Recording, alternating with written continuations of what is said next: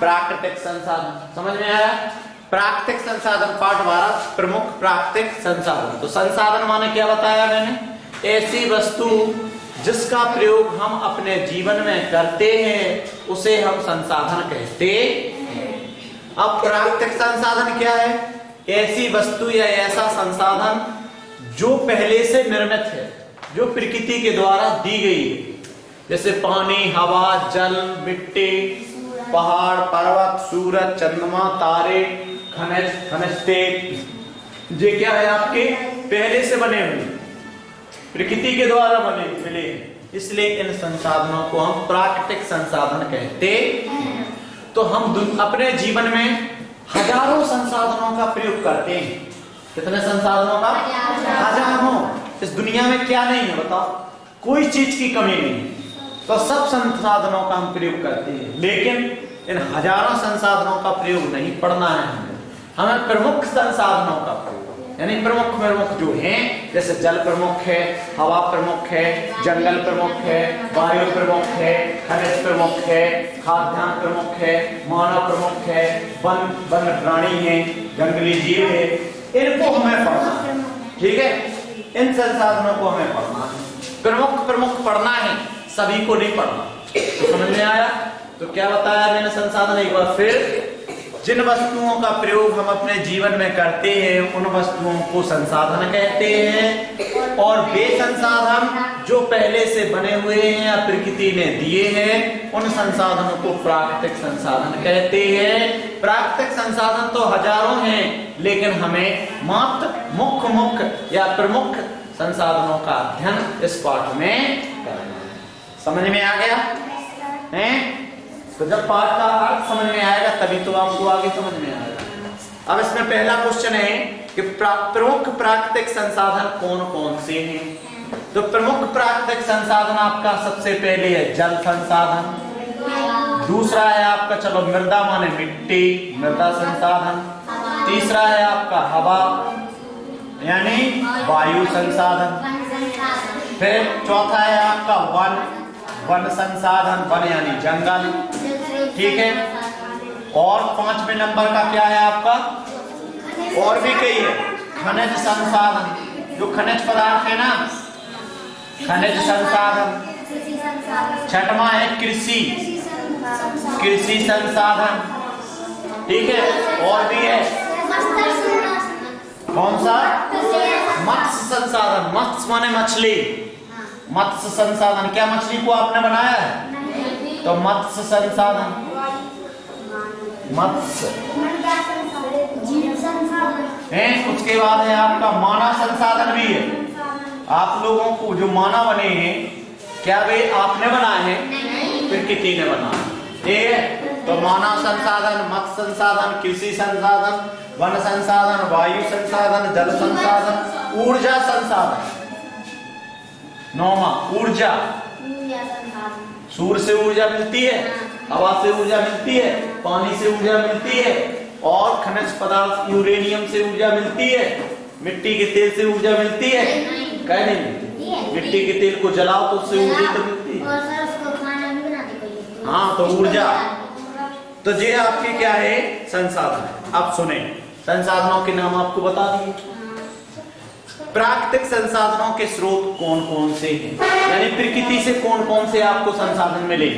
तो जल प्रकृति से मिला, मृदा, वायु, वन, खनिज, कृषि, मत्स्य, मानव व ऊर्जा, ये सब आपको प्रकृति से मिले, इसलिए ये प्राकृतिक संसाधन है। अब ऊर्जा के नवीनीकरण और अनवीनीकरण स्रोत। ऊर्जा देखना, ऊर्जा माने क्या होता है? शक्ति। ऊर्जा यानी शक्ति या ताकत। अगर हम मिट्टी के तेल को जलाते हैं तो उसमें प्रकाश ऊर्जा बनती है। ठीक है?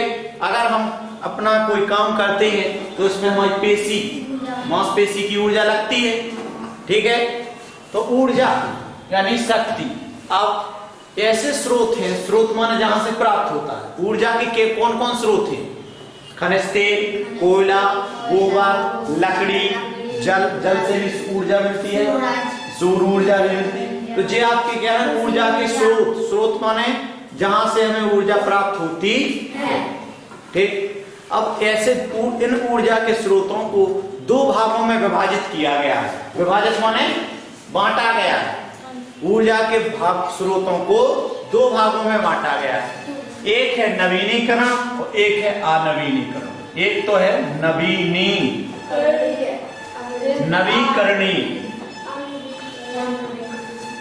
नवीकरणीय और एक है अनवीकरणीय। क्या है? अनवीकरणीय।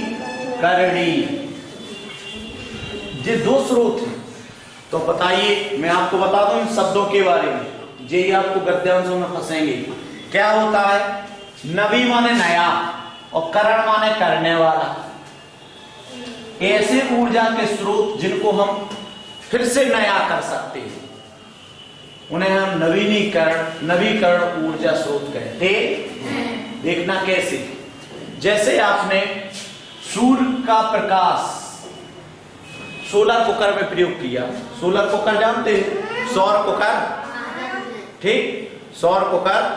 तो सौर कुकर में आपने सूर्य की रोशनी का प्रयोग किया, तो क्या कल आपको सूरज की रोशनी नहीं मिलेगी? खर्च होगी तो मिलेगी नहीं? मिलेगी। विद्युत से आपने बिजली उत्पन्न की, तो एक डैम आपने जहां बनाया वहां विद्युत उत्पन्न कर ली। दूसरी जगह आपने पानी को रोक के फिर बिजली उत्पन्न कर ली। तीसरी जगह फिर आपने बांध बना करके टरबाइन पे घुमा करके डायनेमो से विद्युत फिर उत्पन्न कर ली। तो आप विद्युत को पानी से बार बार उत्पन्न कर रहे हैं, फिर से नई ऊर्जा उत्पन्न कर रहे हैं। तो जल ऊर्जा कैसी है? नवीनीकरण स्रोत है। ठीक है। वायु से आपने पवन चक्की चलाई, तो उससे भी आपको विंड ऊर्जा जो मिलती है, विंड एनर्जी, तो वो आपकी क्या कहलाती? जलवायु ऊर्जा कहलाती। तो ऐसे स्रोत जिनका एक बार प्रयोग करने से ऊर्जा प्राप्त कर लेते हैं और दोबारा फिर से उससे ऊर्जा प्राप्त कर लेते, फिर से हम दोबारा उपयोग करके उनसे फिर से नए प्रकार से ऊर्जा प्राप्त कर लेते हैं, उन स्रोतों को नवीकरणीय ऊर्जा के स्रोत कहते। अब देखना, इसका उल्टा है अनवीकरणीय। जैसे आपने लकड़ी को जलाया, अब लकड़ी को जलाने के बाद आपकी राख बची है, तो क्या राख को फिर से जला सकते? नहीं। कोयले को जलाया, कोयले से आपको राख बन जाती, क्या राख को फिर से जला सकते? नहीं। पेट्रोल को जलाया, जलाने के बाद धुआं बचता है, तो क्या उस धुएं से आप फिर से आप उत्पन्न कर सकते हैं? नहीं। आई बात समझ?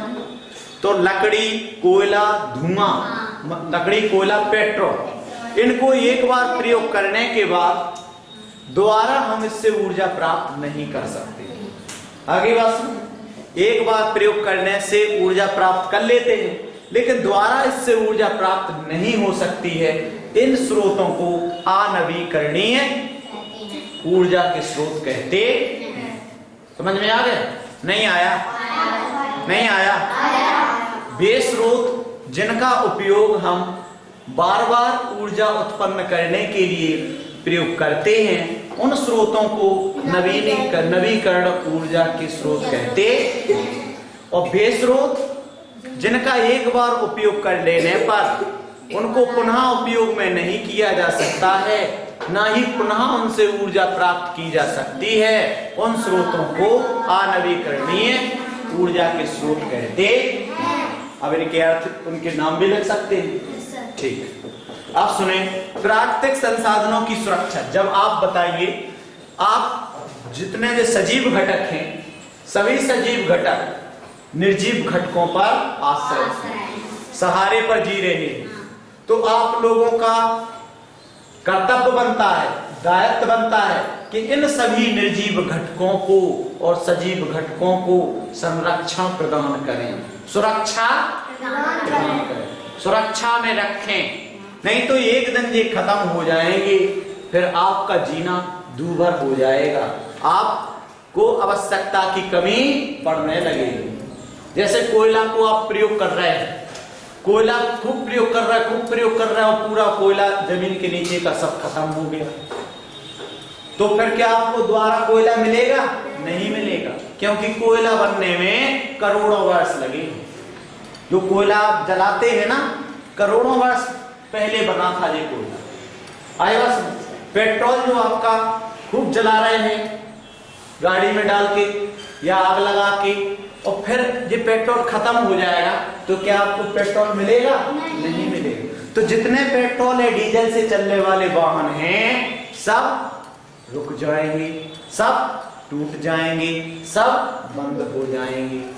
जब बंद हो जाएंगे तो फिर हमें परेशानी उत्पन्न होगी। इसलिए पर्यावरण में जितने भी प्राकृतिक संसाधन हैं उन संसाधनों का हमें सदुपयोग करना चाहिए, दुरुपयोग नहीं करना चाहिए। उनकी सुरक्षा करना चाहिए, उन्हें संरक्षित करना चाहिए। समझ में आएगा? तो यही बता रहा है कि प्राकृतिक संसाधनों की सुरक्षा एवं संरक्षण की आवश्यकता क्यों है। क्योंकि प्राकृतिक संसाधन का उपयोग हम अपने जीवन में कर रहे हैं।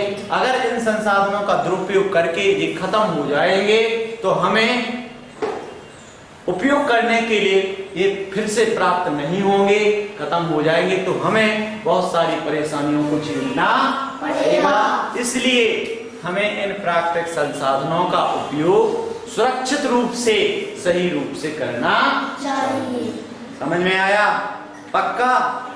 ऐसा तो नहीं कि आपके घर में 2-4 लीटर मिट्टी का तेल रखा है तो लौटा दिया, है ना? ऐसा तो नहीं करते। या लकड़ी आपके घर में रखी है, आग लगा दी, ऐसा तो नहीं करते। ठीक है?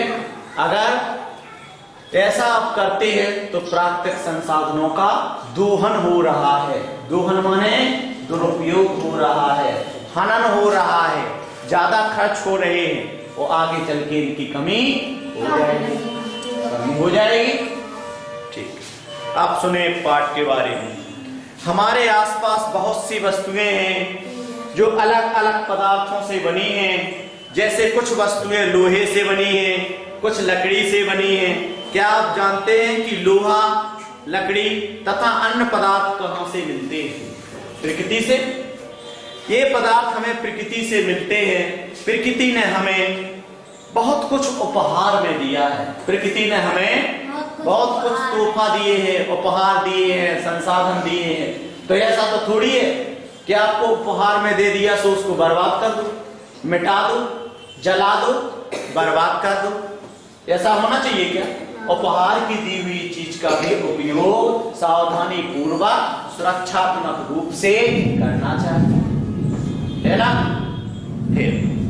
प्रकृति ने हमें क्या क्या उपहार दिए हैं इस बारे में अपने शिक्षक से चर्चा कीजिए। देखो, तो प्रकृति ने हमें जल दिया, वायु दी, मिट्टी यानी मृदा, खनिज दिए, वन दिए, आदि संसाधन हमें प्रकृति से प्राप्त होते हैं।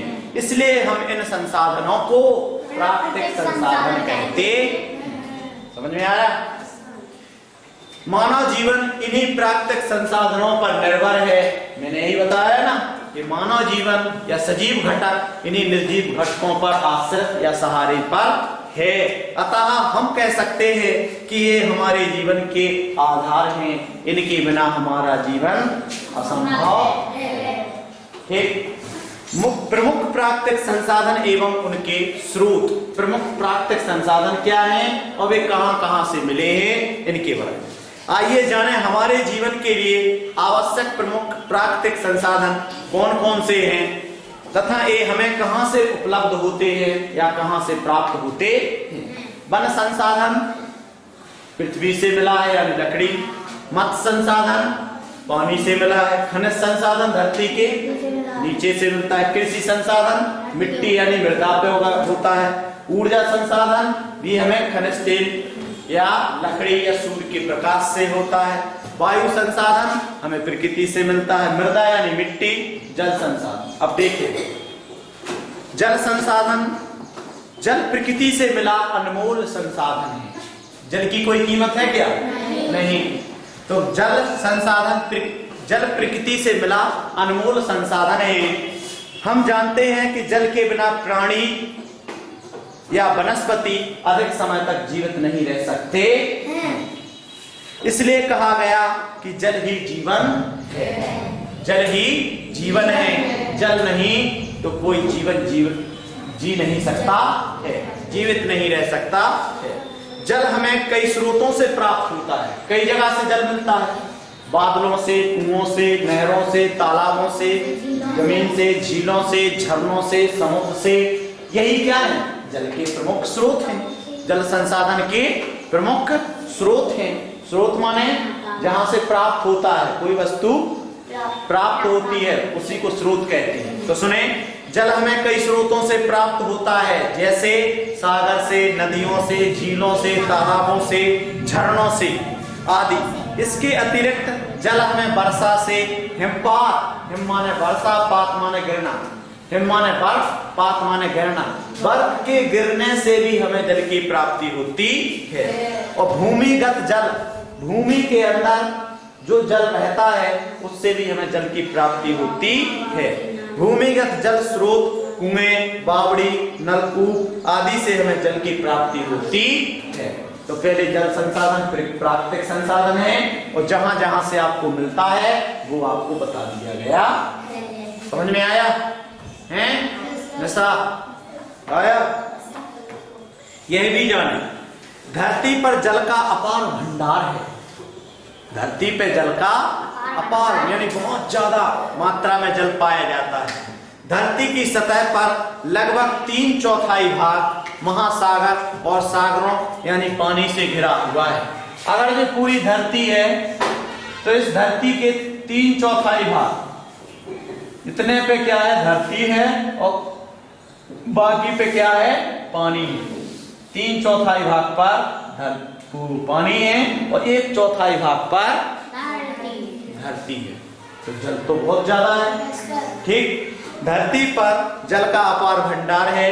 धरती की सतह पर लगभग 3/4 भाग सागरों महासागरों से घिरा हुआ है। यह धरती पर उपलब्ध जल का 97% के लगभग है। धरती पे 100% जल है, और 100% यानी 100 लीटर अगर जल है तो 97 लीटर जल तो कहां भरा हुआ है? समुद्रों में, महासागरों में। और 3 लीटर कहां है? तालाबों में, नदियों में, बर्फ में, हिमालय पर्वत पर और पृथ्वी के अंदर। समझ में आई बात? 97% पानी जो है वो तो समुद्रों में भरा हुआ है। मात्र 3% पानी आपकी पृथ्वी की सतह पर पाया जाता है।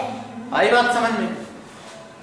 नदी, झीलों एवं भूगर्भ यानी जमीन के अंदर, भूगर्भ यानी जमीन के अंदर आदि में पाया जाने वाला जल मात्र 3% से भी कम है।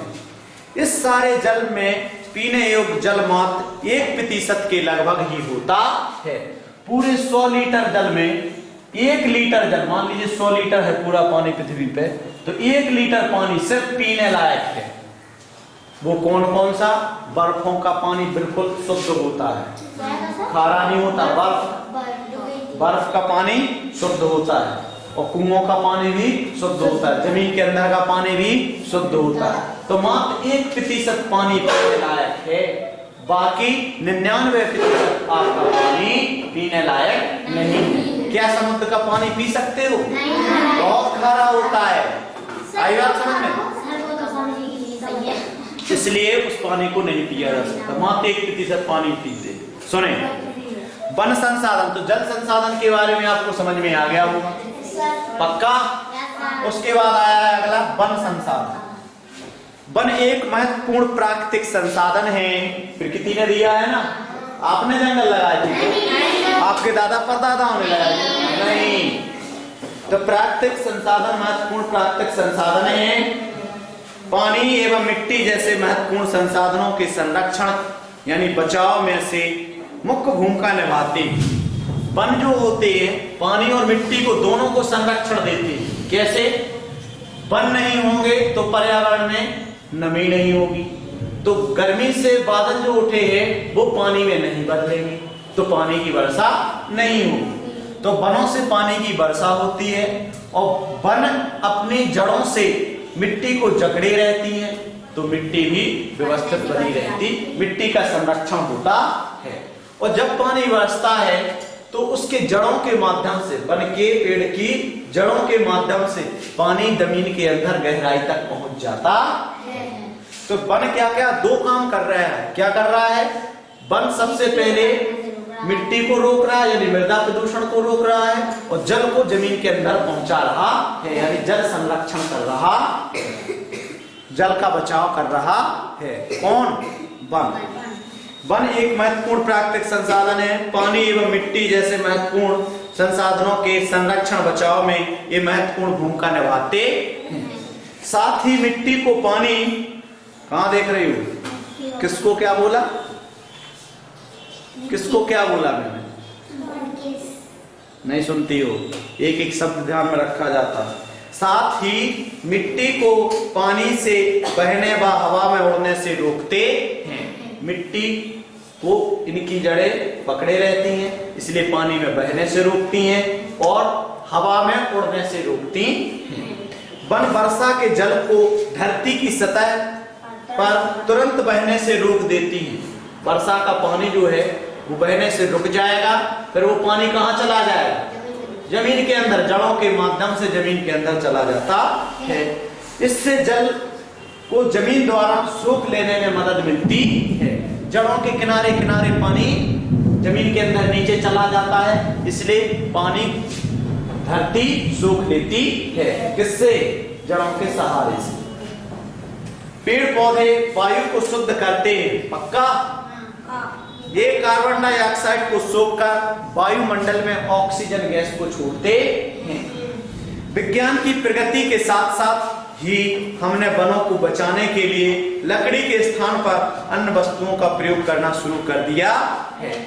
विज्ञान की जैसे विकास हुआ है, उन्नति हुई है, ठीक है।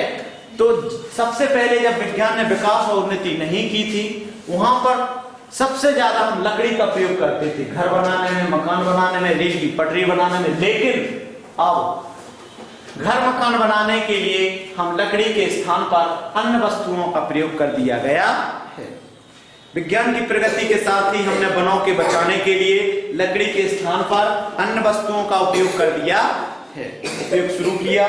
जैसे मकान बनाने के लिए अब लकड़ी के स्थान पर लोहे के सरिये, सीमेंट, गिट्टी आदि का उपयोग होने लगा है।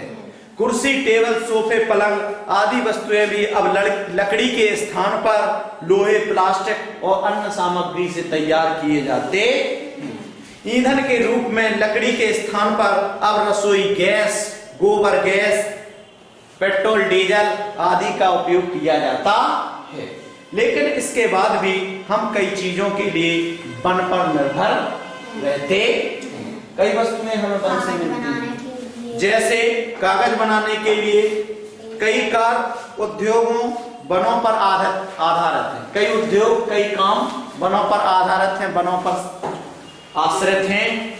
गांव के अधिकांश जनसंख्या वनों से ही ईंधन प्राप्त करती है। गांव की जितनी जनसंख्या है अक्सर पेड़ पौधों, घास फूस से ही अपना ईंधन या जलाने के लिए जलाऊ लकड़ी वनों से ही प्राप्त करते हैं।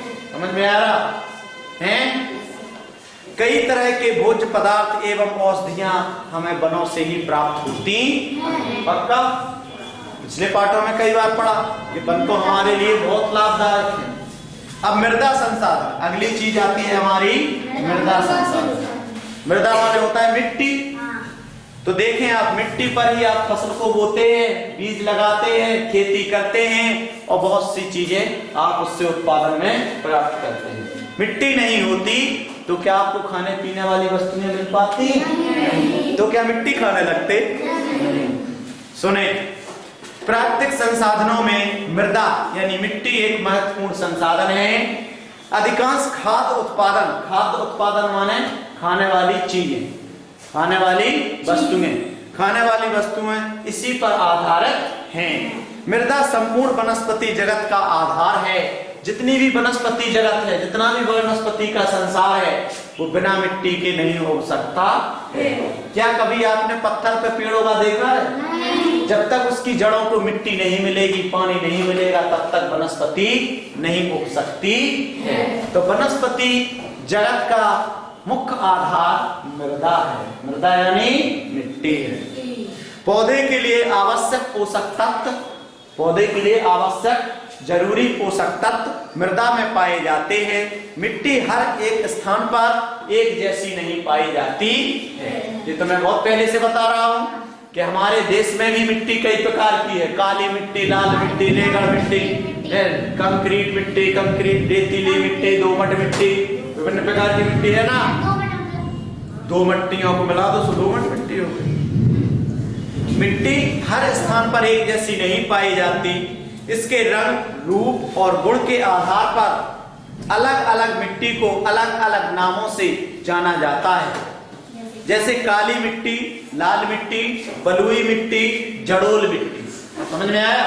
अब देखो, यह भी जाने मिट्टी के प्रकार, उनकी विशेषता और बोई जाने वाली फसलें कि कौन सी मिट्टी किस रंग की है, किस प्रकार की है, उसमें कौन सी फसल की उपज होती है।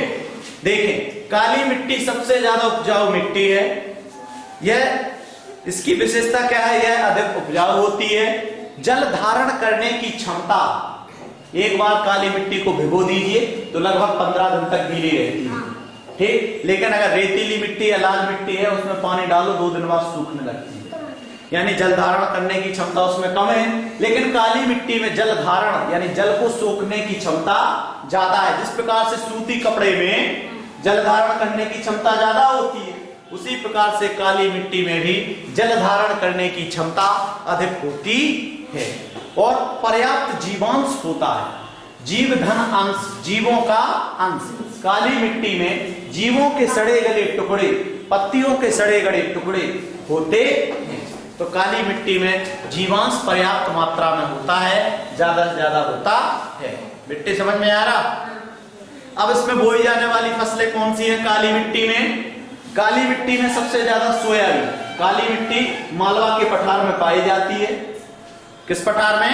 मालवा के पठार में। हमने पढ़ा था 4 की उसमें कि मालवा का पठार। तो काली मिट्टी मालवा के पठार में सोयाबीन, धान, कपास, गेहूं, चना, सब्जियां एवं फल और वृक्ष लगाए जाते। समझ में आ रहा? काली मिट्टी की जे फसलें हैं। उसके बाद जड़ोल मिट्टी, मैंने आपको बताया था कि हिमालय से निकलने वाली नदियां अपने साथ में बहुत सारी मिट्टी को बहाकर लाती हैं और अपने चारों ओर फैला देती हैं या बिछा देती हैं। वह मिट्टी जड़ोल मिट्टी कहलाती है और बहुत उपजाऊ होती है। समझ में आएगा? काली मिट्टी सी सुनो, नदियों के किनारे उपजाऊ मिट्टी जड़ोल मिट्टी कहलाती है। इसमें पर्याप्त पोषक तत्व होते हैं। किसके लिए पर्याप्त पोषक तत्व होते हैं? पेड़ पौधों के लिए पर्याप्त पोषक तत्व होते हैं। पौधे की वृद्धि अच्छी होती है। जड़ोल मिट्टी में पौधे की वृद्धि बहुत अच्छी होती है। सुने, इसमें कौन सी फसल बोई जाएगी? गेहूं, चना, सरसों, ज्वार, बाजरा, अलसी एवं कद्दू वर्ग की सब्जियां। लता वाली कद्दू, लौकी, सेम, ये सब्जियां ज्यादा बोई जाती हैं जड़ोल मिट्टी में। आप लोगों को बताया था चंबल संभाग, बताया था। तो चंबल संभाग में भिंड, मुरैना, श्योपुर ये जिले पड़ते हैं। ये जिले पड़ते हैं तो वहां पर चंबल नदी के द्वारा बहुत सारी मिट्टी को बिछा दिया गया। तो कौन सी मिट्टी है? जड़ोल मिट्टी है। अब उस जड़ोल मिट्टी में सबसे ज्यादा सरसों, क्या होता है? सरसों होता है। इधर से भी लोग सरसों काटने के लिए जाते हैं भिंड मुरैना साइड। तो क्यों? क्योंकि वहां पर जड़ोल मिट्टी है, वहां सरसों की खेती ज्यादा होती है। पता, मध्य प्रदेश की तेल की हंडी, मध्य प्रदेश की तेल की हंडी चंबल संभाग को कहते हैं। भिंड, मुरैना, श्योपुर, ग्वालियर, शिवपुरी। समझ में आया? तेल की हंडी समझ में आ गया? आप देखिए, लाल मिट्टी, लाल मिट्टी में जीवांश कम होते हैं। जीवांश माने जीवों के अंश, जीवों के भाग, जीवों के हिस्से। जैसे आप लोगों ने देखा होगा कि जहां पेड़ पौधे लगे रहते हैं उनकी पत्तियां हर साल वहीं पर गिर जाती हैं और सड़ जाती हैं, तो वहां की मिट्टी काली हो जाती है। क्यों हो जाती? क्योंकि उसमें पेड़ पत्तियों के सड़े हुए जीवांश ज्यादा मात्रा में। लेकिन जहां पेड़ पौधे हैं ही नहीं तो वहां पत्तियां गिरेंगी ही नहीं, गिरेगी नहीं तो फिर उस मिट्टी में जीवांश की मात्रा कम रहेगी और मिट्टी का रंग लाल रहेगा। समझ में आया? तो जीवांश पदार्थ की कमी होती है, क्षारीयता अधिक होती है। देखो क्षारीयता क्या कहलाता है? मिट्टी में एक होता है, दो प्रकार की मिट्टी